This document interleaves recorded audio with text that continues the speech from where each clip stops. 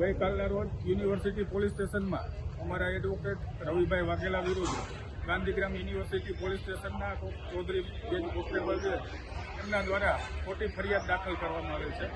રવિભાઈ વાઘેલાએ કોઈ એની સાથે વાણી વર્તન કરેલ ન હોય, ઉપરાંત રવિભાઈ વાઘેલાને પોલીસ દ્વારા માર મારવામાં આવેલ હોય અને ખોટી રીતે ધોત્કારેલ હોય. તેમ છતાં રવિભાઈ વાઘેલા વિરુદ્ધ યુનિવર્સિટી પોલીસ સ્ટેશને ખોટો ગુનો દાખલ કરેલ હોય, જેથી હાલની પોલીસ કમિશનર સાહેબને રજૂઆત કરવા આવેલ છે. તેમજ ગાંધીગ્રામ યુનિવર્સિટી પોલીસ સ્ટેશનના પીઆઈ દવે સાહેબને બારેસોગન દ્વારા રજૂઆત કરેલ, પણ તેઓ કોઈ અમારી રજૂઆત સાંભળેલ નહીં અને કોઈ નિરાકરણ લાવેલ નહીં, જેથી હાલ કમિશનર સાહેબને મળવા આવેલ છે.